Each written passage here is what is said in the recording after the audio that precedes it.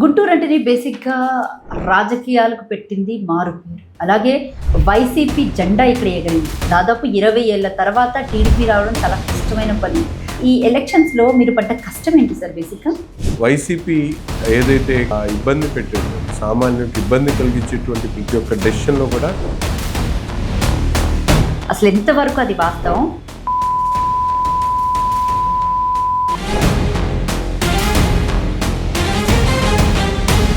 మరి మచిలీపట్నం, గుంటూరు, విజయవాడ మూడుని కూడా రాజధాని చేస్తే బాగుంటుందని చెప్పేసి జగన్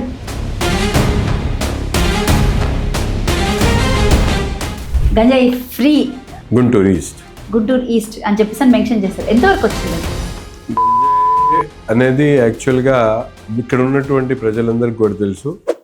పాత ప్రభుత్వం పెట్టిన రోడ్డు ప్రాజెక్టు ఫ్లెక్స్ ఏవైతే ఉన్నాయో వాటిని స్వయంగా మీరే సుత్తిచ్చి పగలగొట్టినటువంటి సందర్భం కనిపించింది కదా. దీనిపై అంటే అది పొలిటికల్ రివెంజ్ అనుకోవాలా, లేకపోతే అక్కడ వైసీపీ రంగులేసుకొని అసలు కార్పొరేటర్ కూడా కాదు. అంతా బాగానే ఉన్నాయి సార్. మీ పార్టీలో మీకు కొంచెం అంతర్గత విభేదాలు ఎక్కువగా ఉన్నట్టున్నాయి టీడీపీ పార్టీలో.